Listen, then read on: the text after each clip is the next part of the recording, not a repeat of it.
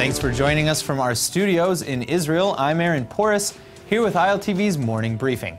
The United Nations has just discovered yet another terror tunnel in Gaza used by Hamas to launch attacks against Israel, hidden beneath a children's United Nations Relief and Works Agency, or UNRWA, school. The United Nations agency has called the discovery, quote, unacceptable, while Israeli officials are considerably more concerned. Israel's United Nations ambassador Dani Danon has just condemned Hamas for continuing to put innocent children and citizens directly in the warpath. Quote, "We cannot accept a situation in which UNRWA schools are used as terror bases. This dangerous incident must not be ignored, and strict oversight is needed to ensure that UN facilities are not used to protect terrorists," end quote. This, of course, isn't the first time Hamas tunnels have been found beneath schools or civilian sites. Just a few months ago, the United Nations discovered another tunnel connecting two main primary schools in the Strip. These tunnels, along with the horrific war crime of Hamas using human shields, were at the center of the 2014 Gaza war between Israel and Hamas. Independent United Nations investigations have confirmed Hamas had, quote, probably fired rockets from UNRWA schools all over the Strip, deliberately putting its own citizens and students in harm's way. Speaking to reporters on Sunday, Iran's nuclear program chief warned that should the JCPOA nuclear agreement fold, Iran would only need 4 days to start pumping out nuclear weapons-grade uranium. With the United States' involvement in the deal up in the air, Tehran has begun to threaten that while it doesn't want the deal to end, it would not necessarily be too hurt by that happening either. Ali Akbar Salehi, the head of the Iranian Atomic Energy Organization, said, quote, "We can produce 20% enriched uranium at the Fordo plant in 4 days, but we don't want the nuclear deal to collapse," end quote. Salehi has made similar comments in the past which mirror the breakout warnings from Israeli officials. Israeli media reports show that Iran would need 240 kilograms of 20% enriched uranium to produce an atomic bomb. IAEA reports show that in 2012, they already had 30 kilograms, and that was before the nuclear deal was even in place.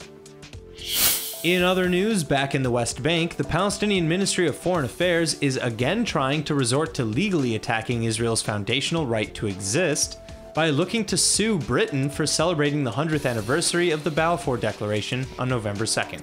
Helmi al-Araj, a member of the Balfour Declaration's Commemoration Committee, said, quote, "The political message is sent to the whole world, especially to the UK, which is still determined to continue its crime to try to revive the fateful anniversary and turn it into a celebration at the expense of the legitimate rights of the Palestinian people and Palestinian blood," end quote. The Balfour Declaration, which was co-proposed by British Foreign Secretary Arthur Balfour and signed in 1917 during the First World War, gives official British support to the Jews to establish their ancestral homeland in the Ottoman region, later to be first established as British Mandate Palestine. Turning now to Morocco, where Prince Moulay Rashid, the brother of King Mohammed VI, has agreed to try to address, quote, "the lessons of the past to address the problems of the present and make a better tomorrow," end quote. This is of course referring to the dangerous potential for intolerance born out of ignorance and fear. Therefore, the Kingdom of Morocco has endorsed a proposal to team up with the Holocaust Memorial Museum of the United States to begin educating about the Holocaust. The idea is to counter potential intolerance. In fact, Morocco has already been working with the museum for a decade as part of an archival exchange agreement. But with all the talk about countering intolerance in a majority Muslim country, it's also easy to forget that this is in fact a return to protectionist and inclusive behaviors. Morocco's king during World War II, Mohammed V, famously refused to hand over Jewish Moroccans to the Vichy French government during the height of Nazi power. He's reported to have said, quote, "There are no Jews in Morocco, only subjects," in response to the demands to conform to anti-Semitic Nazi policies. It's no wonder then that although most of the 200,000 plus Jews in Morocco in 1940 have since left Morocco for various reasons, it's still a favorite destination for Israelis and Jewish world travelers today.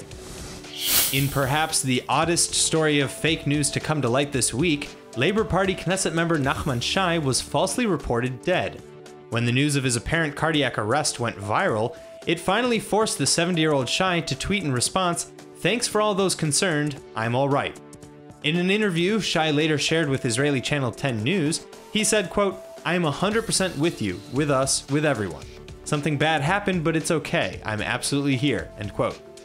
He didn't elaborate on what the bad thing was, but just to drive the point home, Shai later provided further proof of his still being alive.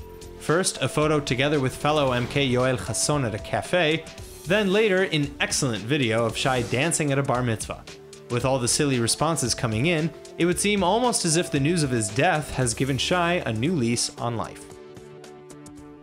That's all for now. I'm Aaron Porras, and see you later with our main daily broadcast from Israel at 2 p.m. Eastern Time.